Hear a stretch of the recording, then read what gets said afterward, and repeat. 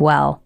They have a 10-year warranty, are made right in America, and you get to try it out for 100 nights risk-free. You can buy it, sleep on it for 100 nights, and then they'll pick it up for free if you don't love it. But you will. Right now, Helix Sleep is offering up to $200 off of all mattress orders at helixsleep.com/Jordan. Get up to $200 off at helixsleep.com/Jordan. Enjoy this episode.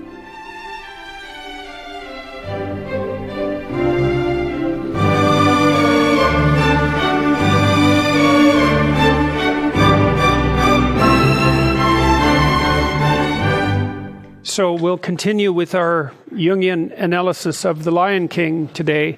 We ended at the point where, remember, Mufasa had taken Simba up to the top of Pride Rock and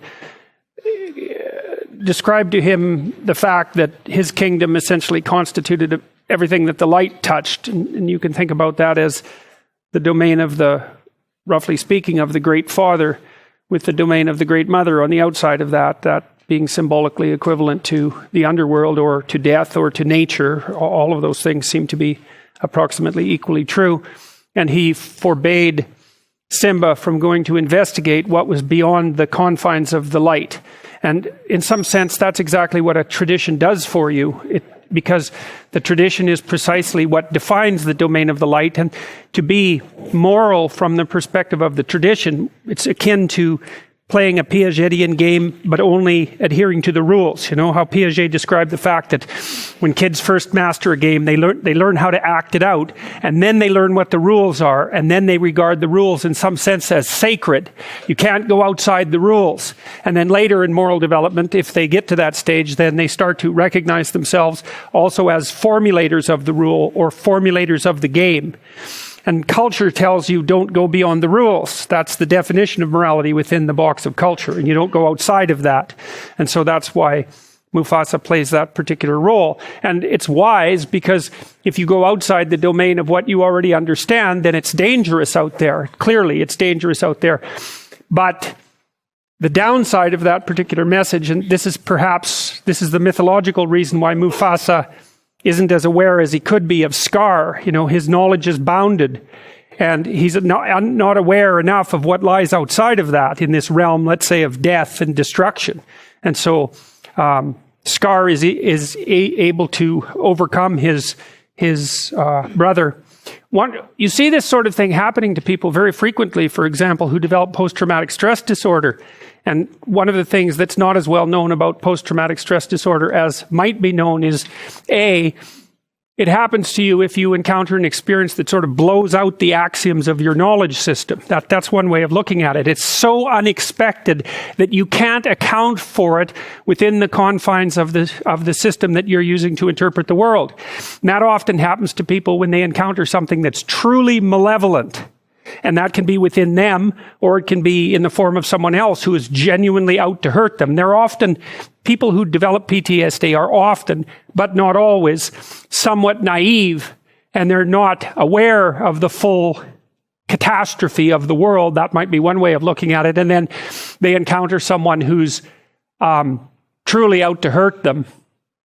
And they can detect that even in the way the person's face looks, or they encounter a part of them that's much more malevolent than they had ever imagined it could possibly be. And then they do something terrible, and then they don't know what to do about it. So Dallaire, the Canadian general, wrote a book called Shake Hands with the Devil, and it was about what happened to him in Rwanda when he was stationed there as a UN warrior or a UN soldier. And I mean, Dallaire was not naive, but what he encountered was truly malevolent, and it just blew him into pieces, and that's what happens. And so there's real utility in staying within the bounded domain, but the problem is that there may be information that's outside of that domain that you absolutely need to know. And so part of the problem with being alive is that you have to continually determine how much you're going to maintain your stability and how much you're going to explore. And you have to explore because the stable part of you gets outdated. But if you explore too much or too too unwisely, then you can encounter things that flip you upside down. It's actually one of the problems with being high in trait openness, especially if you're also high in neuroticism. Because if you're open, you're creative, you're always looking for ideas that are outside of your current systematic way of thinking. But if you're high in neuroticism, so you experience a lot of anxiety and emotional pain and that sort of thing, you can continually upset your own apple cart. Now, the other thing that you might want to think about, this is really useful as far as I'm concerned, is you might want to think about this politically. And we've been doing a lot of work. I'm going to have one of my graduate students actually come and talk to you about the work we've been doing on personality and political belief. So what happens with political belief is that if you're high in openness and low in conscientiousness, you tend to be a liberal. The openness being the particularly important part of that. And if you're low in openness and high in conscientiousness, especially orderliness, you tend to be a conservative. Now, it's kind of strange because openness and conscientiousness aren't very highly correlated. So it's not obvious why those two traits would combine to determine political belief. And the relationship is actually quite strong between temperament and political belief if you measure political belief comprehensively. But it seems to me that the fundamental distinction, and this is the political game, at least along the liberal conservative axis, boils down to one thing. It boils down to how open borders should be compared to how closed they should be. And, you can see that reflected, for example, in the attractiveness of Trump to a large part of the general population because he's going to close the borders, build a wall, and fortify the borders. And conservatives like that. They like to have borders between things stay tight. And they don't even care if it's state borders or political borders or town borders or ethnic borders or borders between ideas or borders between sexual identities. Conservatives like to have things stay in the damn box where they belong. Partly because they're orderly and partly because they're low in openness. They don't get they're not interested in what happens if you free up your conceptions. All they see in that is the probability of disorder. Whereas liberals, who are high in openness and low in conscientiousness / orderliness, they get a real charge out of letting things out of the box so that they can creatively interplay. Now, the issue is, who's correct? And the answer is, you don't know. Because the environment underneath the political landscape moves. And so sometimes the right answer is tighten up the borders and fortify. And sometimes the right answer is no. Loosen things up because everything's getting too static and tight and we need more information. And the dialogue that occurs in the political landscape, this is why dialogue is so important, is fundamentally between these two opposing views of borders. And because you can't say with certainty which one is right at any given time, an open dialogue has to maintain itself so that the entire political state can maneuver properly along that moving line.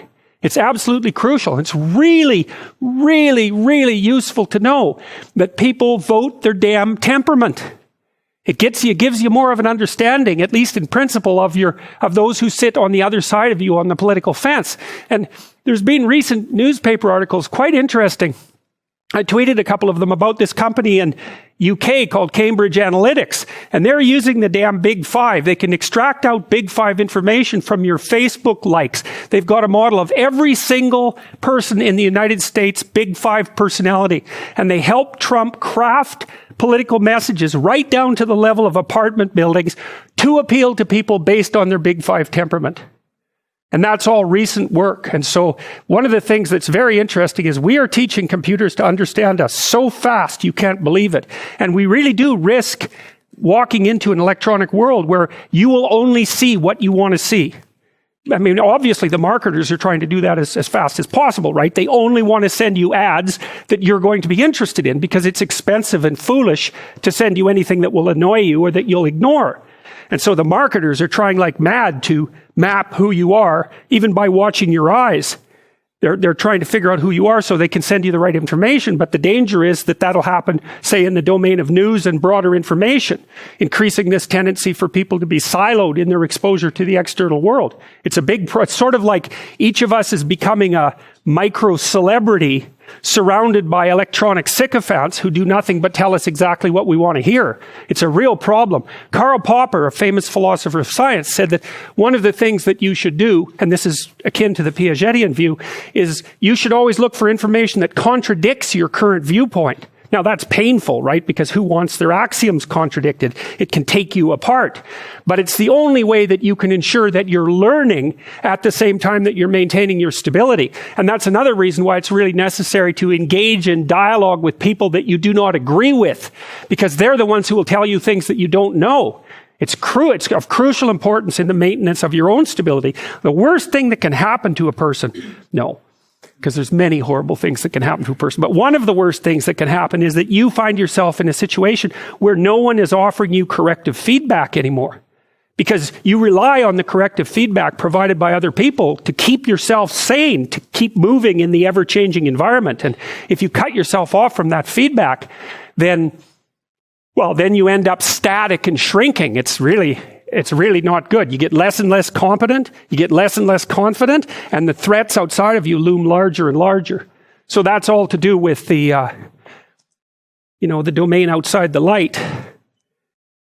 See, Jung would also say that out in this domain that's sort of beyond what you understand, that's also where you encounter the archetypes of the collective unconscious. Now, that's a really, really complicated idea.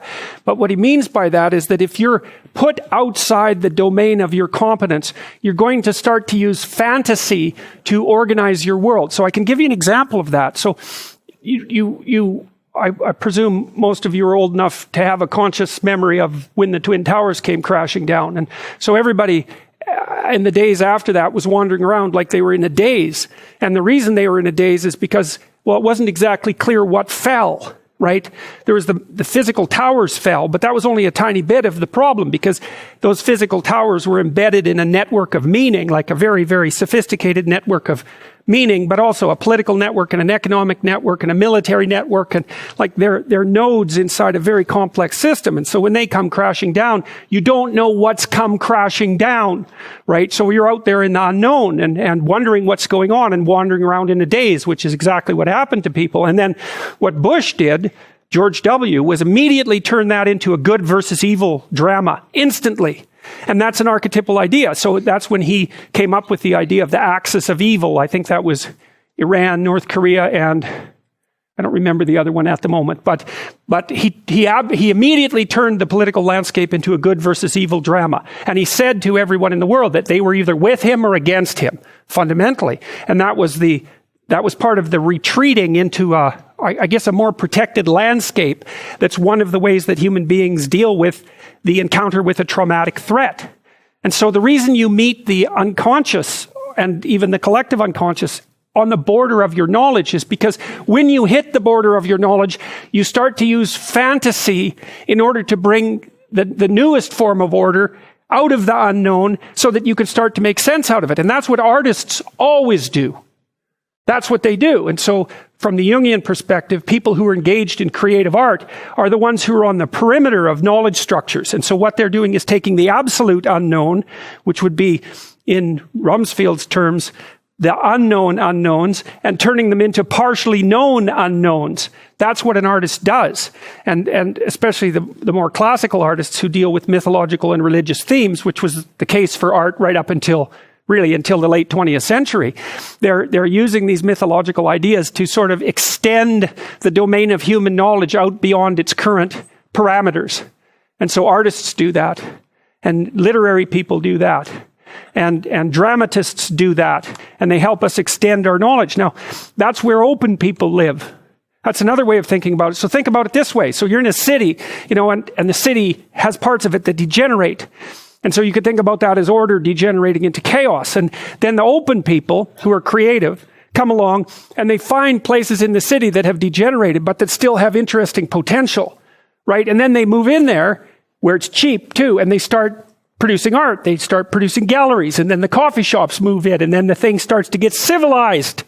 And then, of course, the more liberal conservative types move in. Those would be the yuppies, roughly speaking. So they're much more conservative than the artists, but they're still liberal compared to the bulk of the population. And so the more daring people move in after the artists have civilized it. And then after that, then the chain stores start to move in, and soon it's completely turned into Zellers or something like that. And then the artists have to go somewhere else and find another place on the boundary where they can live. And it's a physical boundary as much as a mental boundary. And so because you think each of those personality traits, there's 5 dimensions, each of them represent the possibility of inhabiting a kind of niche, right? An ecological niche. So if you're an extroverted person, your niche is the social environment. If you're an introverted person, the niche is, I think, nature. I don't know that for sure, because I've never figured out exactly what introverts are adapted to, but it's not exactly the social world.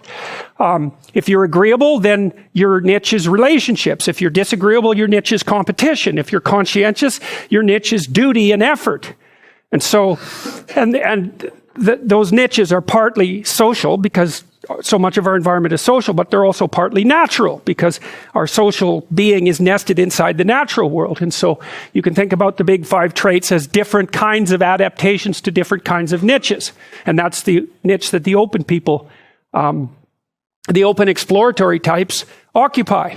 So that seems to make a higher order super factor, extroversion and openness, called plasticity, as opposed to stability, which is conscientiousness, agreeableness, and emotional stability. And there's a playoff between those two things, because the stable people obviously are stable, but the plastic types of people are more dynamic, and they're more concerned with transformation. And in order to get a system optimally stable and dynamic, you have to have a continual interplay of those factors. Because static doesn't work because everything changes. That's the problem with conservatism. And the problem with liberalism fundamentally is, yes, everything changes, but you have to bring forward some structures from the past. So it's very, very difficult to get that balance correct. So, all right. So anyways, out there in the underworld, in the place beyond your current conceptualizations, that's the place of death and nature, and it's beyond the light, and it's also the place of hell, and that's what you see here. And how do you conceptualize that? Well, one of the things you'll see if you're interested in this sort of thing, if you ever go read the writings of the Columbine killers, the teens, they're very interesting. They're very much worth reading, especially, I think it's Dylan Klebold, who was the more literate of the two. But he tells you exactly where he went after brooding on his isolation and segregation from mankind. So he's out there in a chaotic domain. And because he's tortured by that, his thoughts take an unbelievably dark turn. Like, it's unimaginably dark. If you're interested in that sort of thing, you could read that. There's another book you could read called Panzram, Panzram, and it's a fascinating book. It's about this guy who, I think he raped 1,200 men. So that sort of tells you what sort of guy he was. Extraordinarily physically powerful and brutal and malevolent. And he was kind of a juvenile delinquent type. And they put him in a reform school, and he was not well treated in that reform school. It's sort of like the worst of the Canadian residential schools. And when he came out, he was not a happy boy. And so he spent the rest of his life trying to be as destructive as he could possibly imagine, and purely, consciously, with malevolent intent. And then, and believe me, he was pretty destructive. He kept track of the dollar value of all the buildings he burned down. He tried to start a war between Britain and the United States. Like, he was all out mayhem. His dying words that they're going to hang him, he told the guy who was going to hang him, he said, "Hurry up, you Hoosier bastard. I could kill 12 men in the time it takes you to hang me." And that's exactly the sort of person he was. And he made friends with this physician in the prison, who he thought was like the first person who ever did something nice for him, gave him $1 for cigarettes, if I remember correctly. And the physician encouraged him to write his autobiography. And so he did, and it's available. And so if you want a view, because, you always think of people, you think, well, people have good intentions, that you especially think that if you're naive and agreeable. So all of you who are sitting there out there thinking people have good intentions, you're probably high in agreeableness. But that's not always the case. People can have very dark motivations that are fully conscious and very well elaborated. And Panzram he was smart. And his book is very well written, and he tells you exactly why he thought the way he thought. And so it's a good glimpse of exactly this sort of thing, where you can get to, if you want to, by brooding on your specific misfortune.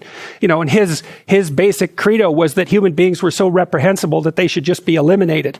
And believe me, that's what he was trying to do. And these people who do terrible things, like the Columbine shooters, that's exactly what, for lack of a better word, they're possessed by. It's sheer malevolence. And the Columbine kids had a much more spectacular catastrophe planned than the one that actually occurred. And they knew it was going to be a full-blown media circus. And lots of these people who engage in those sorts of mass murders, they know about the other mass murderers, and they're engaged in a competition. And the competition is who can do the most brutal thing the fastest, something like that. So you can't just be thinking about people who have good intentions but have somehow gone wrong. If you ever meet someone who isn't like that and you think that, you're just a tree with ripe fruit to be plucked. So you don't want to be in that situation. You have to keep your eyes open. And so, anyways, that's basically what's encapsulated in this part of the story. Now, the hyenas go after the little lion, obviously, but they manage to escape. It's a very malevolent scene. And Mufasa shows up at the last minute to rescue them. So, and that there's also a mythological trope there, which is that if you go outside your domain of competence and you encounter something you don't understand, the first thing that you're going to do is look to the knowledge structures that you already possess to explain it, right? And that's you could say from a symbolic perspective that that's the manifestation of the Father. Because of course that's what you're going to do. And what's really interesting too is because I've had a lot of clients who've had PTSD and without exception, every single one of them was induced by one form of malevolence or another. They have to develop a very sophisticated philosophy of good and evil to get out of it. Because they have a worldview in which those things don't really exist. There's no such thing as pure malevolence. Well, that's fine unless you encounter it.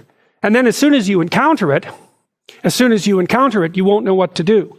And then you won't be able to get on with your life. You'll do nothing but think about that and think about it and think about it and think about it. It'll disrupt your sleep. It'll put you into a permanent state of preparation for action. Because the part of your brain that's detected that, which in my estimation, by the way, is the same part, at least in part, that detects snakes. It's the same damn circuit. Once it's seen something like that, it is not going to let you go till you figure it out. And that's basically what post-traumatic stress disorder is. And, to some degree, each of you will have experienced that, maybe not all of you in here, but many of you, and you can tell that. So if you go back and you think about your past, and you have any memory that's more than about 18 months old, and when you think about it, it produces a fair bit of negative emotion, then that's like a place where there's a mini post-traumatic stress problem. And what's happened? You remember I showed you that hierarchy? Moving from tiny motor actions all the way up to high-order abstractions? Well, you can imagine, say, you have good person at the top, and you kind of use that scenario to construe other people. People are basically good. Well, then you run into someone who is not good, and boom, the whole bloody system comes tumbling down because it's violated that highest order axiom. So that's post-traumatic stress disorder.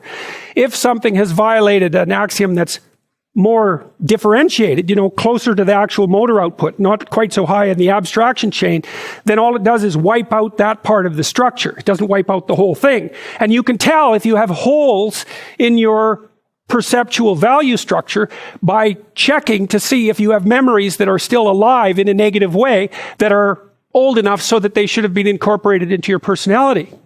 And so one of the things you can do, you're doing one of the exercises that's on my self-authoring site. You guys do the personality analysis, but there's another program there called it's called the past authoring, where you write down an autobiography. And thinking through these things that have happened to you in your past that are negative is a good way of making them go away. And thinking them through kind of means you have to figure out what happened, right? And then you sort of have to figure out how to make it not happen again. What you're trying to derive is some kind of causal analysis. How is it that I was put into a situation where I was made vulnerable? And that could be, well, because you're only 4 and you couldn't protect yourself, and now it's time to update that because you're a fully functioning adult. Or there may be things that you have to think through and change in your own personality, or attitudes that you've been holding on to since you were tiny. I had this client once, and she came in and told me that she had been sexually assaulted by her older brother. And she told me the story, and I kind of got the impression that maybe she was like 8 and he was like 17 or something like that. And she was about 27 when she came and talked to me. And then I found out by further questioning that she was 4 and he was 6. And I thought, she still had this story in her head of her being tormented by this older person, right? That's how she told the story. And what I told her was, well, look, another way of looking at this is that you two were very badly supervised children, Because, I mean, he was 6, for God's sake. You know, he's a little kid. That doesn't mean that what happened to her was any less traumatic, but he wasn't 17, right? The story was different than the one she had in her head. And, you know, by the time she left, after we had that conversation, it was clear that the way that she was construing the experience had radically shifted. And it's very interesting because, you know, you think of the past as fixed. And it is in some sense, but the reason you remember the past isn't to make an objectively accurate record of the past.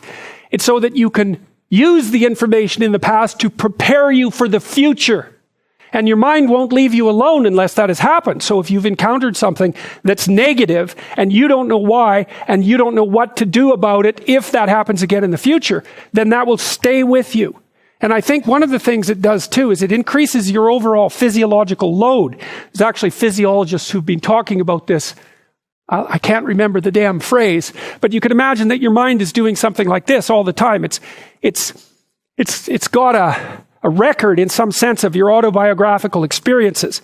And what it's doing is calculating how frequently you've been successful versus unsuccessful. And the more frequently that you've been successful, the higher you are up on the dominance hierarchy. That's one possibility. So your serotonin levels go up and you're calmer. But also, it's reasonable to assume that the environment is less dangerous, right? Because that's sort of what constitutes danger. You're somewhere and you act and something you don't want to have happen happens, that's danger. And so your brain is always trying to figure out how to calibrate how anxious you should be. And one of the things it does is by sort of keeping track of your past success-failure ratio. And so to the degree that your past has been characterized by, we'll call them failures, those are situations where you do not get what you want, then your brain puts your body on constant alert. Because if everything that you've done has resulted in catastrophe, then you're somewhere insanely dangerous, and you should be like a prey animal that's ready to dart in any direction. And how much you should be a prey animal is dependent on, it's an estimate, partly your trait neuroticism, partly your success as adjudicated by other people, right? Because they'll pop you up the dominance hierarchy if you've been successful, but also partly on your record of failures and successes in the past. And so you can go back and you can find out where you have holes in the structure through which you're viewing the world. That's one way of looking at it. And you can sew those things up. And that's in some sense, that's what you're doing in psychotherapy. You know, partly it's exposure to things you're afraid of and disgusted by and are likely to avoid. That's a huge chunk of it. But if you go back into your past and you start talking those things through, it's really the same thing. It's more abstracted. So Freud, of course, was always, when he was doing his free association process with his clients, he'd find that if he just let them talk, that their speech would circle until it hit a place like that, where they were confused and doubtful. And then their speech would sort of wander around that, and then they'd have an emotional expression that was a consequence of that. He thought the emotional expression was what was curative. It was cathartic in his terms. But later, James Pennebaker, upon whom these writing exercises I described, his research is based on that. My exercises are based on his research. He found that if you brought college students to the lab and you had them write for 15 minutes 3 times over 3 days about the worst thing that had ever happened to them, or the worst thing they ever did, if I remember correctly, they got worse in the short term but better in the long run. For example, they went and visited the doctor less, and markers of their physical health improved. And so I think the reason for that is because, what is that called? It's called something load. Just about got it right from the physiologists. Doesn't matter. They got healthier, as far as I can tell, because they basically calmed down. Once they had gone through the negative memory and sorted it out properly and told a properly articulated story and figured out how to deal with it, then their physiology calmed down. And so then they weren't as stressed, they weren't producing as much cortisol, and so cortisol suppresses your immune function, and so they were more likely to stay healthy. And so that's all very much worth thinking about. That's all in the domain outside of the light. That's one way of thinking about it. Now, of course, Simba and what's the girl's name? Mala, yeah. They're, pretty cowed about what has happened, because they sort of stumbled stupidly out into the unknown They stumbled foolishly out into the unknown. And this actually highlights another Jungian archetype, and that's the archetype of the trickster. And the trickster is like the Joker in the king's court. And the trickster is someone who will be or play the fool. And the thing about the fool is that the fool is close to the truth, because you can't learn anything new unless you're willing to be a fool. Right? You know what that's like. You know exactly what that's like. You have to master a new skill, but you're avoiding it because you know that you'll be bad at it when you first do it. And if you're perfectionistic, you're going to say, well, I can't allow myself to be bad at anything. I can't allow myself to be a fool. And no wonder. But the problem is when you try something new, you're always a fool. And so unless you're willing to be a fool, you can't learn anything new. And that's also why Jung regarded the trickster as the precursor to the savior, archetypally speaking, is because you cannot do the right thing unless you're willing to be a fool first. And that's really worth knowing. Lots of times, you guys are going to make a stage transition in your life, and you're going to feel like an imposter. When you get a new job or when you get a promotion or something like that, you're going to feel like an imposter. And you are. Because what do you know when you make that first transition, right? But it's going to make you embarrassed, and it's going to make you ashamed and all of those things. But you have to understand that you are a fool when you first try something new. But you're a worse fool if you don't try it. Now, that doesn't mean you should, make like you know everything as soon as you're promoted or you have some transition in status. That's foolish, of the wrong sort. But to know that you have to be fallible in order to progress is an unbelievably useful thing. It can free you up. I was talking to a writer the other day about his process for beginning writing. He's written many books. He writes a very, very, very bad first draft. Right? And that's a good way to think about things, is throughout your life, you're going to be doing that, is writing the next draft of you, and it's pretty bad to begin with. But that's okay, because it isn't going to get any better unless you put yourself out into the domain of the unknown to begin with. And, it might go badly. I mean, that's what happens here. Anyways, Mufasa has a chat with Simba and, tells him that he did what he wasn't supposed to do. Although, even in that situation, Mufasa's discipline is paradoxical, because there's part of him, because he's reasonably wise, that knows that breaking the rules like that is actually necessary. Even though you still have to say, play by the damn rules. You have to leave that door open so that the rules can be broken an appropriate amount. So he forgives him, and peace is made between them, and then they involve themselves in sort of gazing at the night sky. And so the two of them do that together. And the night sky is an interesting place, because that's where the absolute unknown resides. And one of the things Jung wrote a lot about was astrology, strangely enough, / astronomy. And one of Jung's contentions, this is a very interesting one, was that because the night sky was completely unknown, people could project their fantasies into it. And that's what they did with astrology. So astrology is this cumulative fantasy that's going on in the, roughly speaking, in the deep unconscious, projected onto the sky. And so if you analyze old astrological writings, what you're really doing is analyzing old fantasies. And because of that, you could develop some insight into the structure of the mind.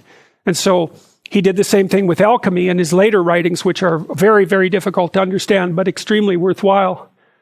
Okay, so anyways, back to the hellish domain. Now, I told you that domain that's outside of knowledge, you could think about that as the underworld, or you can think about it as nature, the negative element of nature in particular. And so I mentioned that one element of that is hellish, and that's exactly what the movie explains next. It does exactly that. We go back out to this domain that Scar, the adversary, or the negative king, that's another way of looking at him. This is the domain over which he rules. And so you can see him there, surrounded in fire. Same idea as the hyenas surrounded by fire earlier, although this is green fire and smoke, which I think is even worse. And this is where the movie starts to draw on essentially Nazi symbolism, at least the symbolism of totalitarian states. And you think about a totalitarian state, you think about the Nazis and their goose stepping. And what's happening is that every single person in the military becomes an identical unit, right? They're all uniform, and they're all, in some sense, imitating the dictator in an absolutely perfect way. And so the dictator wants to impose strict uniformity on the entire population. That's order. Order. And one of the things we've discovered that's really interesting is that disgust sensitivity is associated with orderliness, and that's associated with conscientiousness. And one of the things about Hitler was that he was very disgust sensitive, and a lot of his hatred for non-Aryans. So imagine inside the Aryan box, it was all uniform. Outside, it was all parasites and predators. And that was a manifestation of disgust, not of fear. It's a whole different thing. And if you read Hitler's Table Talk, which is a collection of his spontaneous dinner speeches from 1939 to 1942. It's a very interesting book. You see that his metaphor for the Aryan race was a body, a pure body, unassaulted by parasites or predators, and that he was trying to erect a border around it to keep all of that away. So it's an immunological disgust-like metaphor. And there's some recent work that was published in PLOS One about 3 years ago showing that brilliant study, should have got much more attention, showing that if you went around and sampled political attitudes in different countries, or even within the same country, what you found was that the higher the prevalence of infectious diseases, the higher the probability of totalitarian political attitudes at the local level. And you can imagine, well, what happens if there's infectious diseases is you want to put borders around everything. You don't want free movement between ideas or people, because that's partly how the disease spreads. You're going to have much more strict sexual rules, for example, because that's a great way for diseases to be transmitted. And before Hitler went on his rampage against the non-Aryans, he cleaned up all the factories. Like, he went in there and fumigated them. It was part of the law. He went on a public health campaign to get rid of tuberculosis, and he got rid of the bugs in the factories as well. And he used Zyklon B. That's an insecticide, and that's the gas that he used in the gas chambers eventually. So first it was the bugs in the rats, and then it was then it was euthanasia. That was the next move, and forced euthanasia. And the rationale for that was compassion, by the way, just so you all know. It's merciful to put these people who are burdensome to themselves and their families and the state, who are living second-rate lives. It's merciful to euthanize them. And that was a huge campaign in Germany. It was after that that the more racial purifications began. And so that's the disgust thing. That's unbelievably important. It's because lots of times people think that conservatives are more anxiety sensitive than liberals, and that's why they're closed in terms of their ideas. But that doesn't look right. First of all, conservatives are less neurotic than liberals, although the effect isn't that big. So it doesn't look, and they actually are, they score higher in measures of well-being. The most unhappy people are liberal men, by the way. So, but, people are often accused, if they're conservative, of being fearful, and that's why they, suppress other people's viewpoints. But that doesn't look right. It's low openness and high orderliness, and that looks like it's associated with disgust, and that looks like it's associated with something called the extended immune system, which is the proclivity of people to keep themselves away from potential sources of contamination. It's really terrifying, because one of the things people often said about Germany was that, it was a very civilized country, and yet it descended into barbarity. But conscientiousness is a very good predictor of long-term success.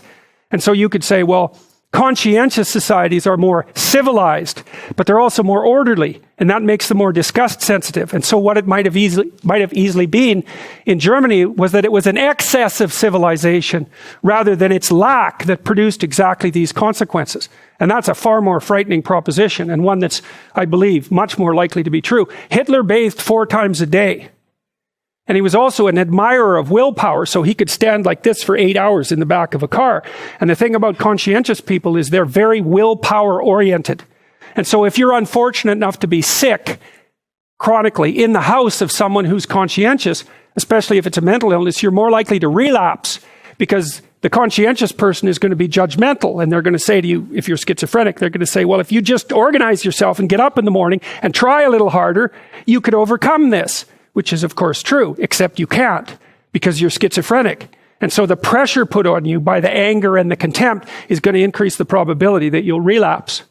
So orderly people are very judgmental. And, orderliness is very highly associated with things like anorexia. And the anorexic is basically someone who's so disgust sensitive that they become unable to tolerate their own body. And they see it as a source of corruption and imperfection, which, of course, is exactly right. It is. And it's a very difficult thing to maintain order around. So anyways, so what happens out here in this terrible domain where Scar rules is that things turn into a totalitarian state. And he's presented here as a Nazi-like leader. And see, there's another thing that's really interesting that's even deeper than this from a mythological perspective. I don't know if I can even go into it. Well, not really. I guess what I'll have to do is satisfy myself with this observation. There's always been some antagonism, for example, between the Catholic Church and rationalism. And everyone knows that. It's a very long-standing antagonism that sort of runs its way through at least the last 1,000 years or so of Western civilization. And the people who regarded Catholics as antithetical to science take the Catholics to task for that and describing it as prejudicial and superstitious. And fair enough. But there's something else going on there that's more important. And that's the observation, and this is at a deep level again, the observation that rationality has one big problem. So it can easily become arrogant and believe in its own theories. So if you're smart, and there are going to be some of you people who are like that too, some of you, the primary trait that distinguished you from other people over the course of your whole life was that you were more intelligent than most. And you may have staked your identity on that and overvalue intelligence and rationality. And the problem with that is that you make a theory of the world and then you tend to assume that it's 100% correct. That's the tendency to fall in love with your own theories. And that's what a totalitarian does. The totalitarian says, here's the damn theory, and it's exactly right, and you're going to act it out exactly. And if you don't, well, we've got some special treats in mind for you. And one of the most terrible things that I encountered while reading about totalitarianism, and this was even more true of the Soviet Union under Stalin, was that the true believers, and there were many of them, were in a terrible position because according to their own doctrine, they're already involved in the process that was going to bring utopia to mankind. The problems had already been solved, but many of them were still suffering terribly as individuals. But if you're a totalitarian believer in utopia, your own suffering becomes heretical, right? Because your suffering is an indication that the damn theory isn't correct. And so then you're in a terrible position because you either admit that the theory isn't correct and fall apart because of that and maybe face terrible punishment as well, or you have to separate yourself from your own suffering and lie about it fundamentally. And of course, that's exactly what happened in places like the Soviet Union, where everyone lied about everything all of the time, to themselves, to their family members, to their friends. The entire system was completely permeated by lies. And so you get this terrible place that Scar's the ruler over, which is totalitarian and brutal and murderous and resentful and deceitful and arrogant all at the same time. And that's brought about. So the Columbine guys, for example, when they're justifying their murderousness and their plans to shoot up the schools, they keep making reference to the fact that people had slighted them, for example, and insulted them, and they were alienated. They weren't bullied exactly the way the press made it out. I don't know if they were bullied any more than people usually are in high school, but they took their alienation personally and regarded that, their isolation from common humanity, as indication of the pathology of everything. And then they went out to destroy. And that's exactly what this sort of thing represents. That's the uniformity. And you see, he's got this kind of vicious grin on his face, which is malicious and pleased all at the same time. There's no fear in that. It's quite the opposite. And there's another image of, using what's essentially imagery of hell, which everyone understands, strangely enough. And that associates him with the crescent moon. And the crescent moon is, it's a symbol of darkness and the underworld fundamentally. So, all right. So anyway, we see the underworld, we see that which lies beyond the light, and in there we see a fragment of that's basically hellish. And all of that's incorporated into the story. And everyone understands that when they see it, even without, I would say, the overt references to Nazism. Okay, so now Scar has a plan. He's going to kill the king, and he's going to do that by putting what the king loves in danger. And so Scar, feigning sympathy, has enticed Simba down into this ravine, and Scar's minions are going to cause a wildebeest stampede, right? So a mindless stampede to put Simba in danger. And so that's what happens here.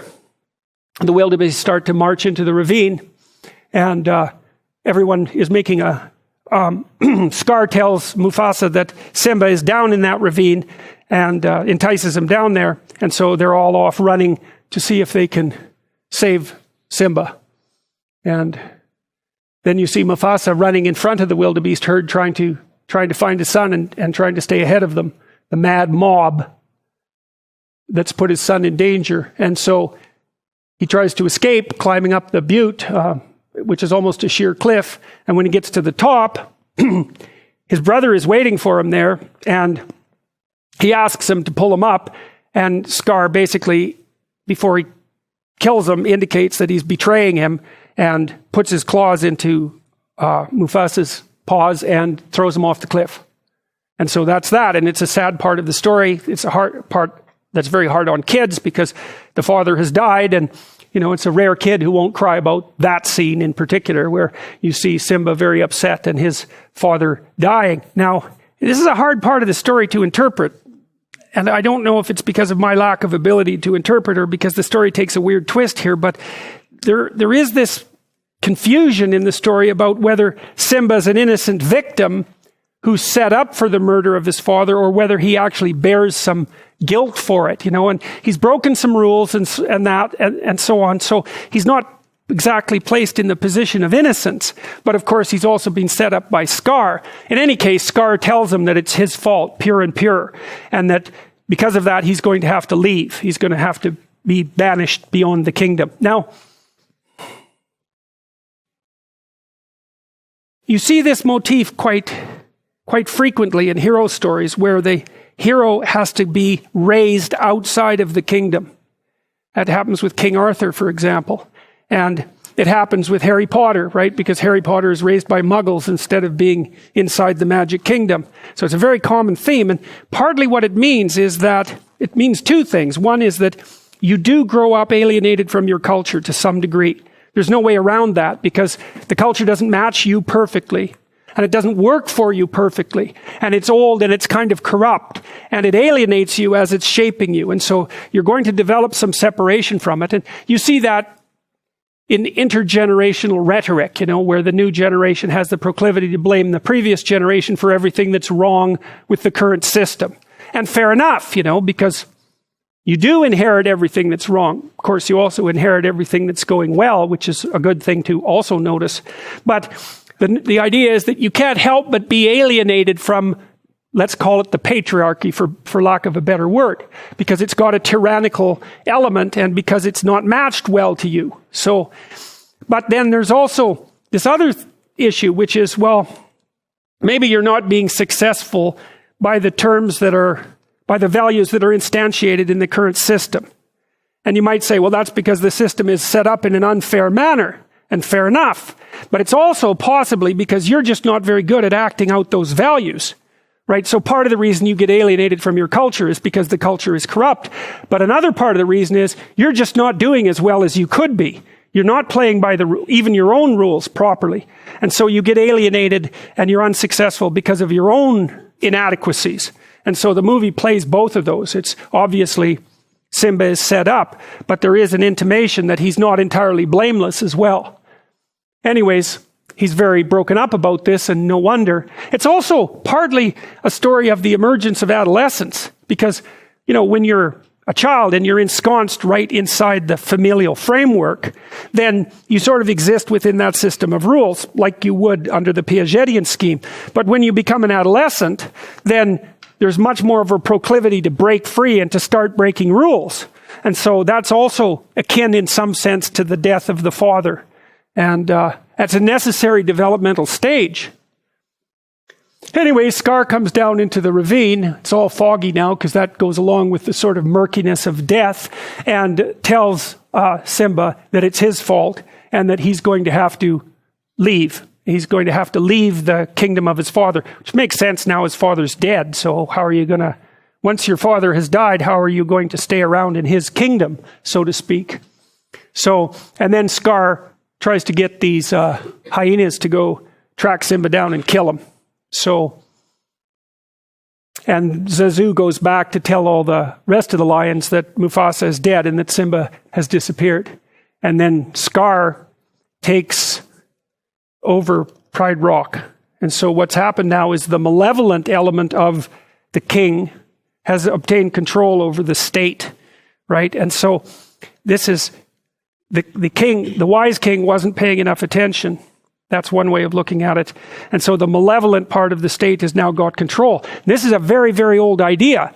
I've traced it back at least several thousand years in its representation in stories. You can see it in Egyptian mythology, for example. So the idea is that as the social structure builds in complexity, it offers you the protection of a functioning complex system, but it also becomes increasingly likely to turn into a tyranny. And because it's more and more powerful, the fact of its potential for tyranny becomes more and more of a danger. And so then the question is, well, what are the factors that encourages it turning into a tyranny? And one factor would be the wise part of it is not paying enough attention to the malevolent part of it. And you could say that's true at the state level, and it's also true at the individual level, right? You have to watch your own proclivity to upset yourself and other people and take that into account and pay careful attention to it, because otherwise it can gain control, especially because you're going to avoid looking at it. And one of the characteristics of the wise king who gets overthrown by the tyrant is that he has an evil brother and he won't pay enough attention to him. He avoids, he doesn't look. And so the evil king gets the upper hand, and that's what's happened here. And so notice now he takes possession of Pride Rock, not in full daylight, right? But at night. So that ties his rule into the rule of unconscious processes and malevolence. All right, so Simba runs away from the kingdom out into the desert. Now, why is that? Well, you remember, and maybe you don't know it, the story of Exodus, when Moses takes the Hebrews out of Egypt, they end up in a desert. Well, why? Well, it's because when you leave a kingdom, no matter how tyrannical, you still fall into disorder. You're out in a place that's desert. There's no civilization there. You know, that's what happened to Iraq after the Americans went in. You know, the Americans, the neocons, were all convinced that the Iraqis would welcome them with open arms and there would be this smooth transition to democracy. Same idea in Libya. It's like, no, that's not what happens. What happens is the state devolves into a desert chaos. And maybe then you can make order, but probably not. And so Simba has left the kingdom, and the first thing that happens is he damn near dies in the desert. And so, you know, if you have an old belief system and it's not working very well and you abandon it, well, good for you, because you're out of the old belief system, but now you're nowhere. One of the things that happens to alcoholics, for example, and other drug addicts as well. So imagine that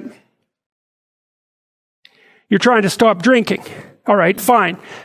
Maybe you have to undergo some medical treatment so when you first stop, you don't die of seizures, because that often happens to people who are addicted to alcohol. So, and they get Valium or something like that from a doctor to see them through the first bits of, what do you call it? Of sobering up. And so they get through it, and then maybe 2 weeks later, they're not physiologically dependent on alcohol anymore. The same thing is true of cocaine. But if you take them back and you put them in their environment, say they go back out of the treatment center, back into the normal world, they start drinking or using right away again. And the reason for that is that, well, let's say you've been an alcoholic for 20 years. Okay. First of all, that's all you do for entertainment. You drink. And all your friends are alcoholics, right? And so, if you're going to stop drinking, not only do you have to rid yourself of the physiological addiction, but you have to completely learn a new way of living. Because what do you know? You have to get rid of all your friends because they're all drunks, pretty much. Or if they're not, they're at least people who are facilitating your drinking. So you have to build a whole new social network. You don't know how to amuse yourself because, of course, the way you've done that is by going to the bar, sitting at home drinking. And so there's a huge hole in your life. You abandon the previous pathological mode of adaptation. But that just leaves you with nothing. And then you have to rebuild that thing from from scratch. It's extraordinarily difficult, and that's why so many people fail when they're trying to overcome a major addiction. So, all right. So anyways, Simba's out there in the desert. He's left his family and the comforts of home, and he's discovered by Pumbaa and what was the little rat's name? Timon? Yes, he's a meerkat, right? Which are very cool things. And they discover him, and this is sort of his transition into adolescence, and he kind of finds, and this is, I would say, more typical of the male transition into adolescence, because females, of course, hit puberty so much younger. The males who aren't very attractive when they're young, and just starting to undergo puberty, they're not very attractive to females. They tend to clump together in gangs and manage the transition over what it could be 7 years. So, and that's what happens here, is Simba joins this little gang of, these guys are all right, but, they're a little on the primordial side, you might say. One of them is basically just a walking gastrointestinal tract, and the other one he's not so bad, but he's like, a foot high, really. What good is he? And so he's got some second-rate companions out here past the desert, but he's out of childhood now, and now he enters the adolescent world. And what happens here is that very quickly in the film, he goes from being a little cub to a full adolescence, and there's about a 5-minute transition. And so it's the next stage in his development. And now he's out there in this paradise, which is kind of strange because adolescence really is no picnic. But the idea here is that he really doesn't have any responsibilities, right? None. And that is one thing about adolescence and even the stage of life that you guys are at, is you have lots to do, but you're not really responsible for anyone other than yourself. And so even though you might be quite burdened with your current responsibilities, it's nothing compared to what it would be like when you have responsibility for children, for example, or for the people that are working for you or whatever. So anyways, out here, it's a kind of impulsive place as well. And adolescence is like that. We've had high school students try to do the future authoring program, where they have to think 3 to 5 years down the road. It's like, forget that.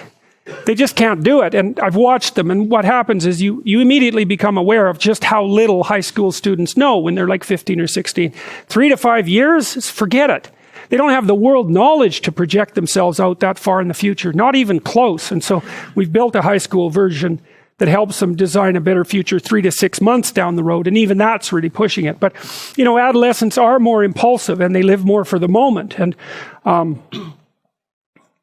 there's some utility in that. I mean, being impulsive and living for the moment is one of the things that gets you pregnant as a teenager, and that is certainly one way that the species has managed to propagate itself.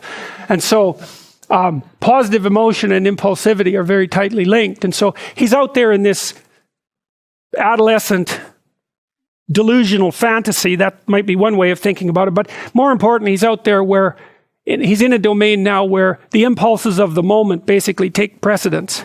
And so, and I think they sing some song about, Hakuna Matata, right, which basically means do whatever you want and tomorrow will take care of itself or something like that. So it's very impulsive and lacks all responsibility. One of the things that I would recommend to you if you want to protect yourself from ideological possession, shall we say, is that when you hear people speak politically and they don't say anything about your responsibilities, you should probably stop listening to them. Because whenever they're trying to offer you something, if it doesn't come along with an equivalent cost, there's something being hidden from you. And they're appealing to the part of you that's, well, I would say, at best, adolescent. So, all right. So anyways, he's out there in his little adolescent paradise and with his dopey chums, and back at Pride Rock, things are not good, right? Scar, who's arrogant and refuses to learn, and who will not establish a reasonable relationship with the females, all he does is tyrannize over them. He ends up ruling over a completely barren landscape. And that's really what happens in totalitarian states. And we also know, quite interestingly, is that one of the best predictors of economic development in a state is the degree to which they extend rights to women. It's one of the best predictors. And I would say, well, if you're going to tyrannize your own women, you're going to tyrannize everything. You're going to tyrannize ideas. You're going to tyrannize structures. Like, if you have to enslave your own women, you've adapted a pretty damn pathological view of the world, and the probability that that narrow, constrained, restricted viewpoint is going to pay off for you economically is extraordinarily low.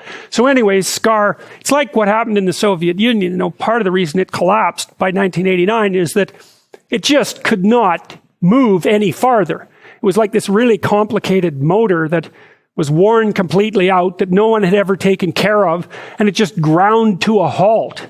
It just stopped working because it didn't work. And so if you're totalitarian and you won't update your system and adjust it, then it wears out and grinds to a halt and everything becomes unproductive. Now, it's not easy to figure out what makes a society productive, because you might say, well, it's natural resources or something like that. First of all, natural resources are very often a curse to a country because they produce corruption. They call that the Dutch disease. There's a reason for that.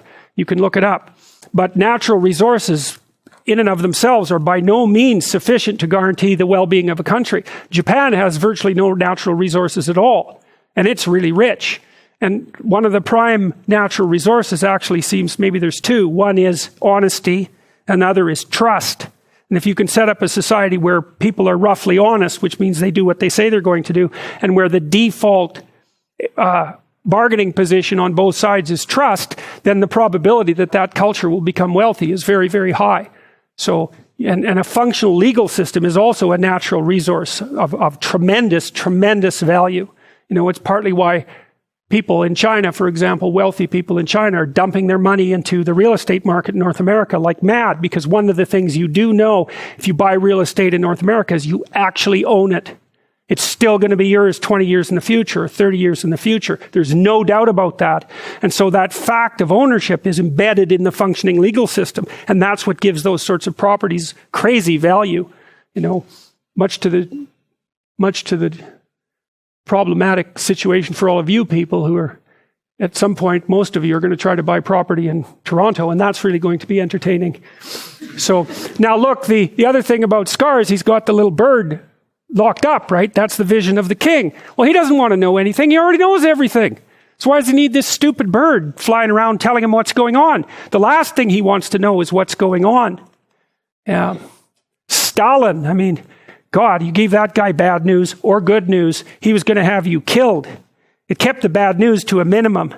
And that's a real problem, right? Because if you torture people who bring you bad news, then you're never going to learn anything. Well, you don't have to if you already know everything anyways. And so that's the situation here.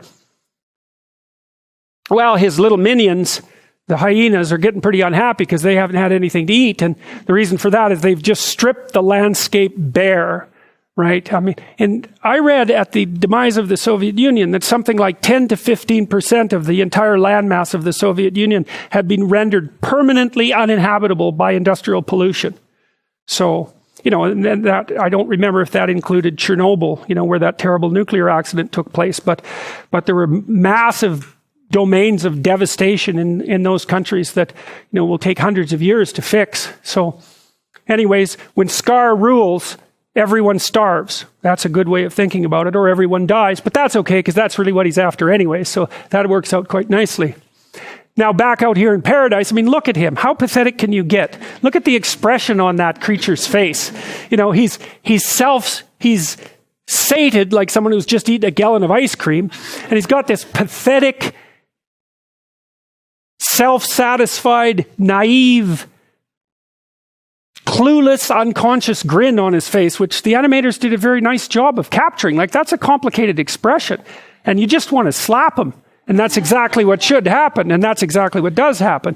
So anyways, he's out there being unconscious dingbat. Well, his society is degenerating, and that's bloody well worth thinking about, because that's an archetypal trope, right? It's like things are sinking around you. The question is, what are you doing about it? You know, are you just staying in kind of a blithe unconsciousness because you can get your next meal, or are you going to wake up and do something about it?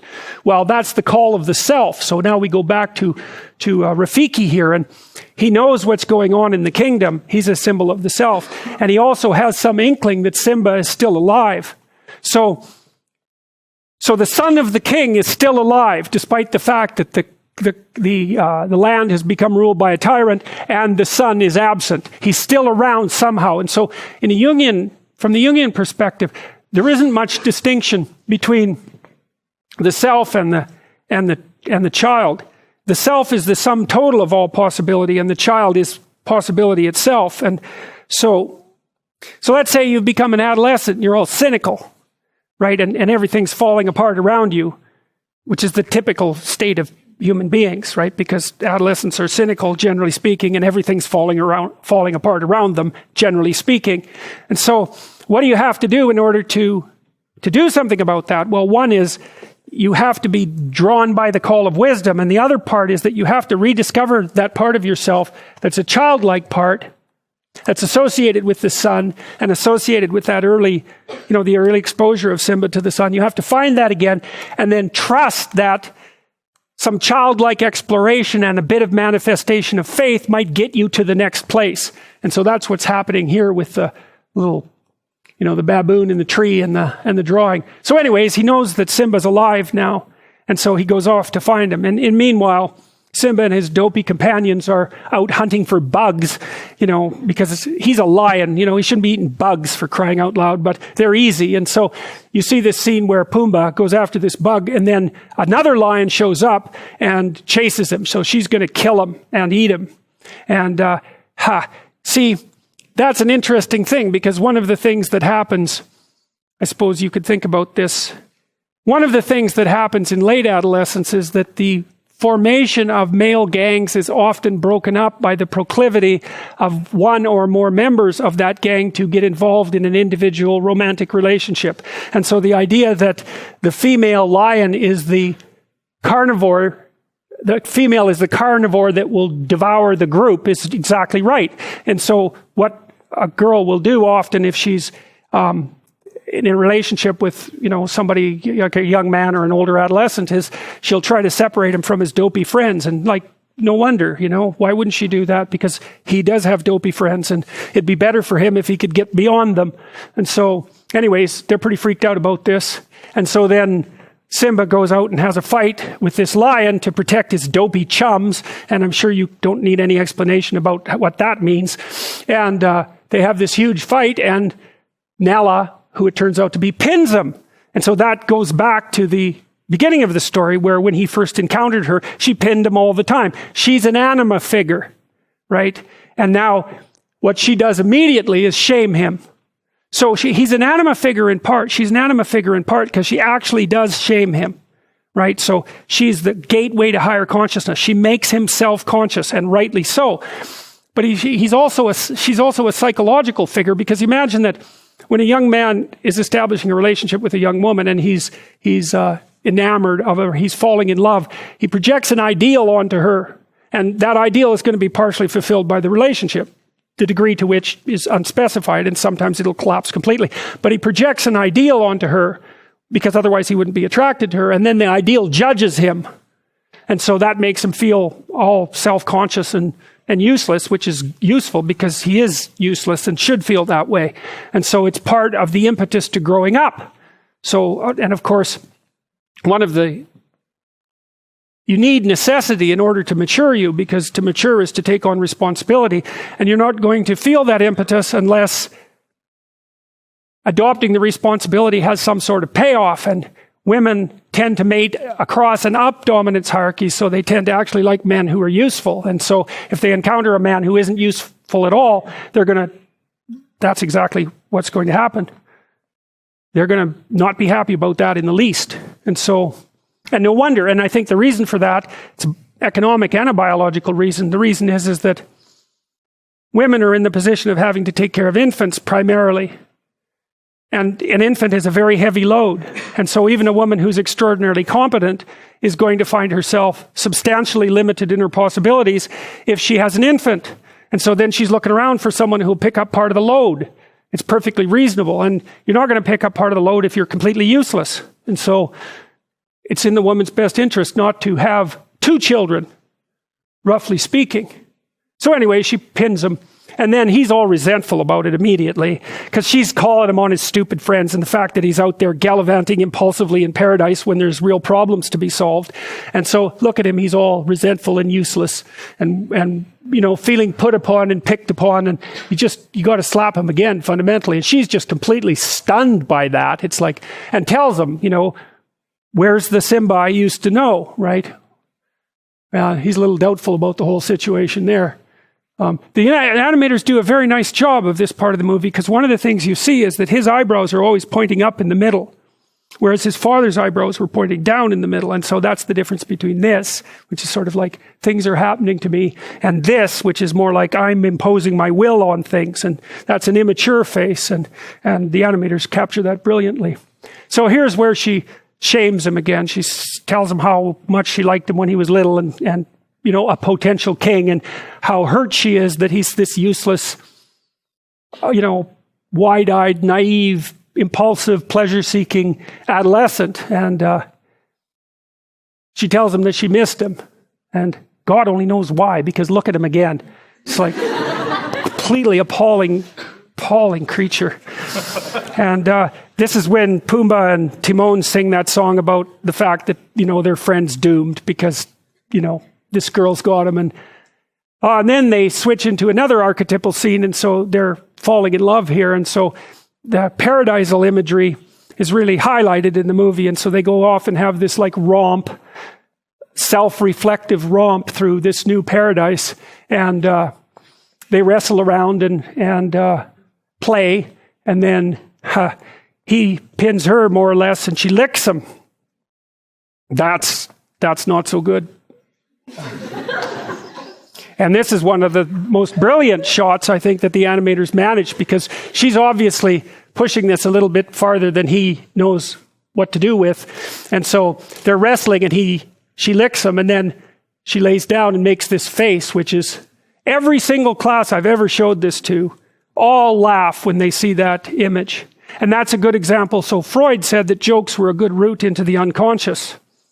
So the question is, and this is an archetypal facial expression, and everyone knows exactly what it means. There's something sexually seductive about it, something very sexually seductive about it, despite the fact that it's a lioness. And the animators do an extraordinarily good job of capturing that. And so that has a huge effect on him. Well, these guys know that the game's up, man. It's like they know they're dead. Whatever attractions they can offer are paling in comparison to this. So anyways, things don't really progress past that, but, he gets a hint of her longing for him, what's waiting for him if he grows up, and the fact that she's completely disappointed in him because he's so completely useless. And so now he's lounging about, like some basement dweller with Cheeto dust all over his chest, and trying to justify his absolutely useless life, and saying that he doesn't have any responsibility to the devastated kingdom, and he's out there where Hakuna Matata, I can just do whatever I want and follow my impulsive pleasures. And she thinks he's pretty pathetic, and the reason for that is because he is actually pretty pathetic. And she tells him that she's extraordinarily disappointed, and he gets all pouty about it. I mean, even here you see when he's got kind of an aggressive look on his face, there's still nothing about it that's commanding. It's petulant, right? It's like, well, now I'm irritated, but he's got no force, and still completely appalling in this particular situation.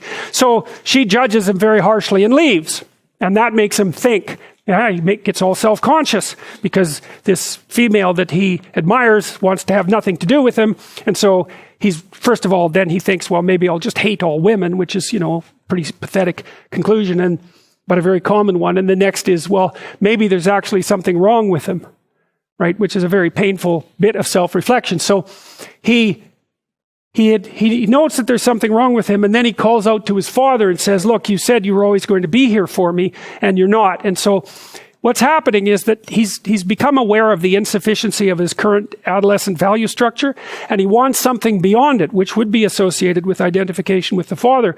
But he can't find the father. The father's dead. It's like when Pinocchio goes down to the bottom of the ocean to bring Geppetto up from the depths, right? That's the situation that Simba finds himself in right now. The father's gone and has to be brought up from the depths. So this is where the movie takes the archetypal pathway of an initiation ceremony. So he says he wants to change. Now, one of the things Carl Rogers, one of the clinicians that we'll talk about, pointed out was that if If someone was going to come to psychotherapy, there's some things that had to happen before they went into psychotherapy. And one thing that had to happen was that they had to admit that there was something wrong, and they had to want to change. You had to have that before you went into the psychotherapeutic situation. And what happens here is Simba is actually, he's dropped his arrogance, and he's looking upward, kind of like Geppetto wishing on the star in Pinocchio. He's looking upwards, he's looking towards something higher, and he wants to transform himself. So he's asked the question, how can I change for the better? And he doesn't get an answer. And then Rafiki shows up. So what does that mean? It means that as soon as you know you're wrong about something, as soon as you admit that you're wrong about something, and you open the door to potential change, that part of you will respond. So, and you know this because, think about this. You're thinking. So you ask yourself a question, because that's what you do when you're thinking, and then you generate some answers. It's very strange that thinking will actually work. You can actually come up with answers if you think about something. And so this issue is, okay, I thought I was real good in my little impulsive paradise, but then it turns out that I'm just a half-wit, and I noticed that, and I want to do something about it. So the question has now been posed. And what Jung would say is the deeper part of yourself, the part that still contains your undeveloped potential, will respond to that posed question and change the way that you look at things and change the way that you act. It'll start changing things so that you can tap those parts of yourself that are not yet developed. And you certainly do that in psychotherapy, but you can do that. Jung said that psychotherapy could be replaced by a supreme moral effort. And by that he meant was that if you really wanted things to be better, if you wanted to get your act together, and you admitted that you were insufficient in your current state, and you meditated on the issue and tried to figure out what you should do next to put yourself together, that you would be able to find out that there's something in you that guides the process of development. That's the self. It's the higher self in some sense. It's the thing that remains constant across transformations. Because you're somewhere, then you fall apart, then you get somewhere else. But there's something outside of that that's guiding that process. And that's also the self. That's what you could be. And you can communicate in some sense with what you could be. And that's a very strange thing about human beings. Anyways, Rafiki shows up, and Simba is sitting by the water, self-reflecting, and there's a little pebble that drops into the pool to attract his attention, and up pops the self.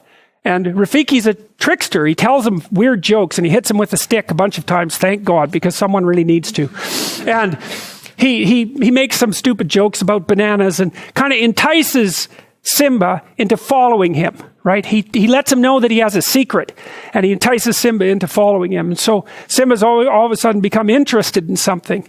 So if you ask yourself what the next developmental stage is, and you really want to know, then all of a sudden you're going to become interested in things that might move you to the next stage. And that'll happen more or less unconsciously. So anyways, Rafiki entices him and then runs away. And Simba follows him. And well, that's where he reveals himself as a sage. And then he tells Simba to follow him, and he goes underground. And this is the initiation scene, right? Which we talked about at the beginning of the class. This is the descent into the underworld. And it's a prerequisite to radical personality transformation. So anyways, he goes through this horrifying underground tunnel system where everything's all tangled up, which is, you'll know if you ever fall into chaos, that everything down there in chaos is tangled up. It's a tangled mess. And there's horrifying music going on in the background, and he goes deeper and deeper until Rafiki says he finds a pool in the middle of the chaos, a deep pool. And that's another symbol of the self. It's the deep unconscious. There's something down there that's alive that can be drawn up to the surface. And so Rafiki shows him the pool, and Simba, who's quite terrified at this point, looks in it, and the first thing he sees is he only sees himself. He only sees his own reflection, and Rafiki says, look deeper. Now you see what the animators do here. It's very cool. So there's Simba, and there's his reflection, but you see that is already half his father, and you look at the difference in the eyebrows and the look. So there's a tightness of jaw and a firmness of face that's starting to manifest itself there, and that means that he's starting to see the man he could be beyond the adolescent. That's a good way of thinking about it. And then all of a sudden, well, that's a whole different face, right? That's a seriously different face. that everything's going in, and that it's like, get out of my way, because things are going to happen around me. Very judgmental as well. So it's not naive by any stretch of the imagination. But, we know his father's a good guy. And so there's something archetypal about this. And so he sees the man he could be reflected back to him, and then that actually becomes a cosmic event. And we switch up to the sky instead. And so Mufasa manifests himself basically as a solar deity. And he tells Simba that he's forgotten who he is, which is the son of a king, and that he should remember that and start acting like it. And that's an archetypal idea. So if you're just a useless adolescent, then you've forgotten who you are. And the consequence of that is that the state is going to fall apart around you, and you're not going to do anything to fix it, and you're not going to be good for anything, and no one's going to be able to rely on you, and you're going to be all whiny and resentful. And then after that, it even gets worse. And so that's basically what Mufasa tells him. And so Simba is like blown away by this vision, right? Because he sees what he could be and also what he's not, which is pretty damn horrifying. So anyways, the storm, so to speak, clears, and Rafiki comes up, and Simba's a lot more thoughtful and not quite as whiny and resentful anymore. And Rafiki leaves. And so Simba now knows what he's supposed to do. He's supposed to stop being useless and take on the moral requirements of setting the kingdom straight. And so he runs back across the desert. There's all sorts of impressive music happening. And then he comes back to his kingdom, and it's not looking so good. And that's the consequence of his abandonment of it. That's a big part of it. So now it's dead, but also his abandonment of it to nothing but malevolence and chaos. And so he's pretty taken aback at what's happened, and that he exaggerates his guilt, or it should anyways. And Nella shows up, and they decide they're going to do something about this. So in the meantime, Simba's mother is complaining about the fact that there's no food in the kingdom anymore, and that they've gone as far as they can. And Scar doesn't want to hear this, so he attacks her. And Simba decides to go to war. And so this is where he wakes up, and he's willing to encounter the shadow at this point. And so he confronts Scar, and Scar's very concerned about this, because actually Simba's looking pretty impressive now, and he thought he was dead besides. And so he tries to use treachery and whininess and subordination to excuse himself, but he's planning to overthrow Simba nonetheless, to resist him. So he tells Scar to leave. He's going to banish him to the nether regions outside of the kingdom, like Scar did to him. And Scar basically refuses. And then a storm gathers, right? And lights the dead wood around the rock on fire. So we have another kind of descent into hell scene here. Very common in Disney movies, this notion of the hero fighting the evil force on the edge of something that's burning. It's quite a common motif. You see it in Sleeping Beauty, for example. So they have a big war, and Scar ends up putting Simba in the same position that Mufasa was in, and then he whispers to him that he killed his father. So Simba's been thinking all along that it was only his fault, and it is sort of his fault, but he didn't know that there was a more archetypal theme playing out in the background, which is that societies are always endangered by malevolence, always, and that's independent to some degree of Simba's decisions and his lack thereof. Anyway, Scar tells him because he thinks he's won, and that energizes Simba to have this sort of final battle. He leaps out from the pit, and they have a big fight, and he pins him, basically. And the female lionesses come to his aid, and Simba tells him that he has to leave. And so they have a big fight. That's a particularly good bit of animation. So there's real demonic aspect to Scar there, sort of king of hell imagery. But he loses. And then he blames his minions. He blames the hyenas for everything terrible that's happening, forgetting that they can hear him. And then he falls off the cliff, and the hyenas go in and finish him off. So it's a pretty brutal ending for poor old Scar. Eaten by his own minions. And then Scar's dead and Simba has won, and so the rains come immediately. And so what does that mean? Well, it means that when proper order is restored in a kingdom, then everything starts to flourish again. And so the rains come, and then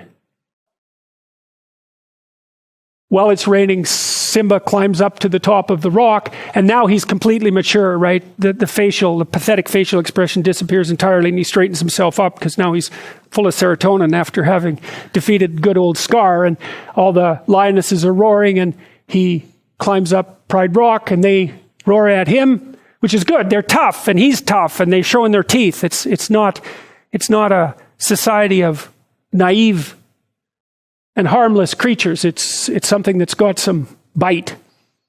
And the rains come, and then the next thing you see is the restoration of the kingdom.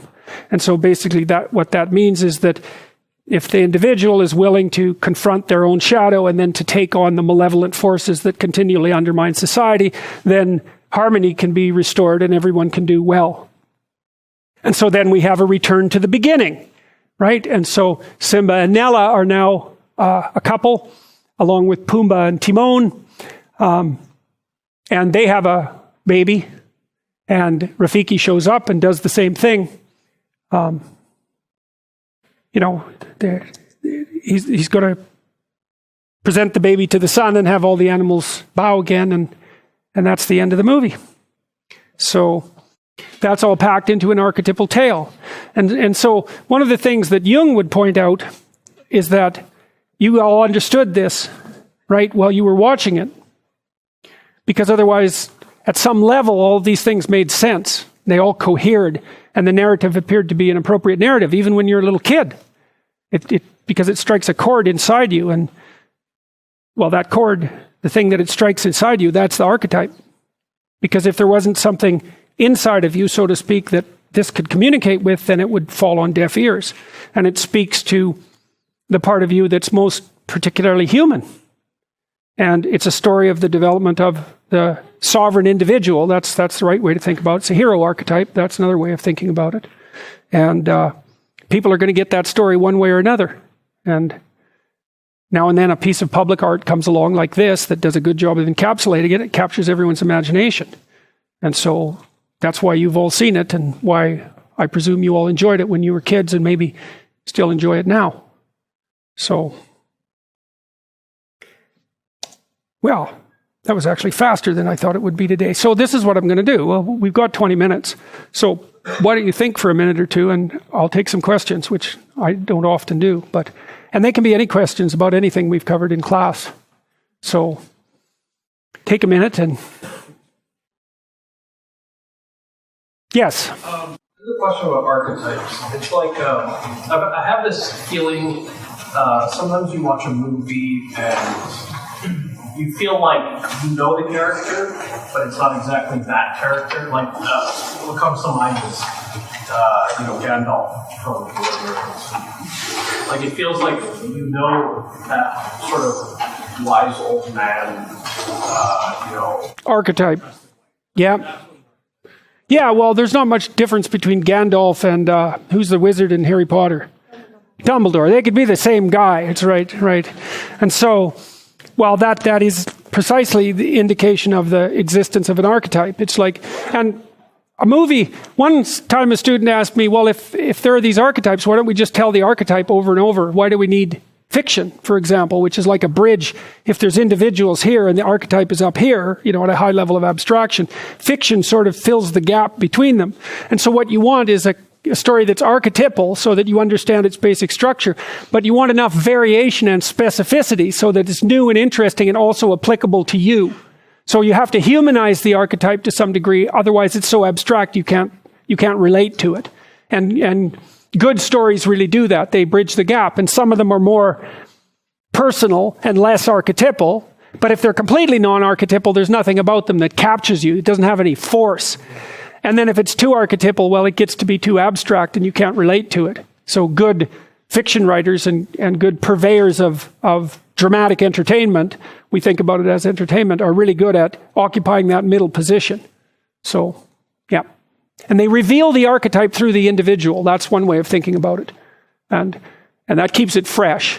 And, one of the things that Jung pointed out too was that you're going to be manifesting archetypal patterns of behavior in your life, whether you know it or not. Even when you do something like fall in love, because that's going to be a very particular experience for you, but it's also a very common experience at the same time, right? And romance is older than people. That's one way of looking at it. I mean, because sex is older than human beings, and so you're in the grip of something that's really ancient, but at the same time, it's really personal. And so a good novelist or writer of fiction is able to capture both the personal element of that, to show the transpersonal within the personal. And in some sense, your destiny, proper destiny from a Jungian perspective, is to consciously express an archetype. And so it would be the archetype, there's a bunch of them, but one of them would be the archetype of the hero, and you're supposed to manifest that in the conditions of your own life. So that makes the archetype real in the conditions of your own life. And Jung would also say that when you're doing that, your experience will manifest itself as meaningful. And so it's because in some sense you're acting in accordance with your deepest instincts, technically speaking, right? You're acting out what it means to be human in the world. And you're going to find that meaningful. So, yes. I have a question about the shadow. So yeah. This book, it says the shadow is formed when your like who you truly are is opposite to like your actions or your behavior. So if, for example, I'm someone who helps homeless people, but like inside of me, like I just help like because it's my moral duty, but like it's an act of love, versus someone like, I don't know, like they raise up who's like helping, but is like appreciating to help. So like if I'm the person who's helping, but with no like love and stuff, so is my shadow the opposite of my actions, or is it opposite to my intentions also? Okay, so the question is about the relationship between the shadow and the... Okay, so the first thing you have to understand with regards to trying to come to terms with the conception of the shadow is to understand the idea of persona. And persona is the you that you present when you want people to accept and like you. Often like. Let's say that you go to a party and you're trying to impress the people that are there and you're trying to get them to like you. And so you maybe get jabbed at a little bit and you laugh and you go along with everyone so that they like you, and then you go home and you're bitterly resentful about the way that you were put down at this party. And that's going to make all sorts of aggressive, I wish I could have said, it's going to make all sorts of aggressive and vengeful thoughts sort of flash through your imagination. Well, the first part of the problem is that you were too much persona, right? You sacrificed yourself in some sense at the party so that people would like you. And in the second part, you're refusing to admit to the existence of those elements of you that would have actually protected you from doing that. So let's say you go home and you're all bitter and resentful and you have fantasies of revenge. I mean, that reveals to you the shadow part of you that's aggressive. And the thing is, you actually need that, because if you would have integrated that more successfully into your personality, when you went to the party, you wouldn't have had to let people put you down to get them to like you. Instead of having a face like this, which says, I'll take anything that's coming my way, you have a face and a stance that's more determined and assertive. And if you manifest that properly, people aren't going to mess with you to begin with. But, you may have already adopted a morality that says, well, I have to be likable and I shouldn't do anything that causes any conflict and I shouldn't ever, hurt anybody's feelings. And so you're just to present yourself as a punching bag, and you think that makes you a good person, but it doesn't. And there's no integration of the shadow in that situation. So you see that at the end of the movie, when I mentioned this, when Simba climbs up the rock to take control of it, all the female lionesses bare their teeth and he roars. It's like that aggressiveness is integrated into him. And so resentment is a really good emotion for making contact with the shadow side, because if you're resentful about something, it basically reveals two things. It either means that you're immature and you should stop whining and get on with things. Someone's asked, this often happens with adolescents who are asked, say, by their mother to clean up their room. They get all resentful about it. It's like, shut up and clean up your room. It's not that much to ask. Or, so that can be a gateway into the observation of your own immaturity. Or it's possible that you're resentful because people really have been poking at you too much and taking cheap shots at you and oppressing you. But what that means is that you've got some things to say that you haven't been willing to say or don't know how to say, right? You can't stand up for yourself properly. And in order to do that, you have to grow some teeth and be willing to use them. And again, that's something that might violate your morality, because you might say, well, I shouldn't be able to bite people. And the thing is, yes, you should be able to bite people hard.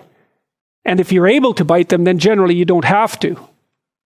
But they need to know that you can, because otherwise, especially people who are badly socialized, they'll just keep encroaching on you and encroaching on you and encroaching on you and encroaching on you until you put up a wall. Like someone who's really well put together won't do that, because they're sophisticated. But if you run into people who only have boundaries because other people impose them on them and you won't do it, you're going to be the bullied one in the office, for example. You're not going to get a raise. People aren't going to credit you with your own work. Other people are going to take credit for it. And you're going to go home angry because you're doing your best and you're trying to get along with everyone and nothing ever goes your way. Well, it's because you're a pushover. And you think that's good because you confuse harmlessness with morality. It's not right. Just because you can't do any damage doesn't mean you're moral. It just means you don't have the capability for mayhem. And that makes you a pushover. I mean, the Jungian stuff is very, very dark, It's very dark because his notion of what constitutes a moral human being is much different from the typical view. He really thinks you get that horrible side of yourself integrated so it's up there where you can use it. Because otherwise you're dangerous.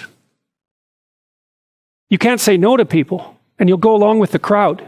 And then if the crowd does something particularly pathological, which it's liable to do, you won't be able to resist it. You won't have the strength of character. And so then you'll fall prey to crowd pathology. And it'll be because you're too agreeable with a shadow resentful side that the crowd and its murderous intent is going to act out. So the question is the relationship between archetypes and the idea of memes. Well, that's a complicated one. So Richard Dawkins was the guy who originated the idea of meme, and his notion was that you could produce an idea or a set of ideas that had the capacity to propagate across minds for whatever reason. It was catchy, let's say, like a song that gets stuck in your head, and that he called those memes, which was sort of a play on the idea of genes. So there are these stable sets of ideas that can be transferred across minds. Well, I've often thought when I was reading Dawkins that if he would have kept thinking, he would have turned into Carl Jung, because I hope you enjoy this episode of the Jordan B. Peterson podcast. I'm Michaela Peterson, Jordan's daughter. This is Carl Jung Part 2. Part 1 was released last week. If you haven't left a review on the podcast or a rating, we love seeing those, and Dad does check them. More news from him coming in the next few weeks, I hope. I'm just here to read ads, intros, keep the podcast running, and keep you folks as updated as I can. Also to occasionally, shamelessly advertise my own podcast, the Michaela Peterson podcast. For all the folks suffering from mood or autoimmune disorders out there, I frequently have doctors on that have incredibly valuable information for healing with diet and lifestyle. So I hope it helps people. Thank you very much to our podcast sponsor Helix for making these episodes possible and supplying me with the best mattress I've ever slept on. Helix Sleep has a quiz at helixsleep.com/Jordan that takes just 2 minutes to complete and matches your body type and sleep preferences to the perfect mattress for you. Helix Sleep is rated the #1 mattress by GQ and Wired, and CNN called it the most comfortable mattress they've ever slept on. And you know how trustworthy CNN is. You don't know if I was being sarcastic or not, do you? Well, perhaps about CNN, perhaps, but certainly not about the Helix mattress. I took the quiz and I was matched to the Helix Midnight Luxe. The Midnight Luxe is medium firm and designed for side sleepers. Perfect for me. I'm going to be one of those women that are all wrinkly on one side on their neck from squishing my shoulder up to my cheek when I sleep on my side, but at least I sleep well. They have a 10-year warranty, are made right in America, and you get to try it out for 100 nights risk-free. You can buy it, sleep on it for 100 nights, and then they'll pick it up for free if you don't love it. But you will. Right now, Helix Sleep is offering up to $200 off of all mattress orders at helixsleep.com/Jordan. Get up to $200 off at helixsleep.com/Jordan. Enjoy this episode.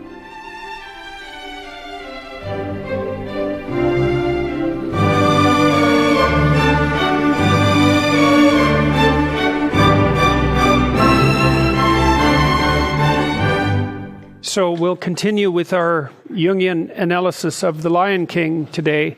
We ended at the point where, remember, Mufasa had taken Simba up to the top of Pride Rock and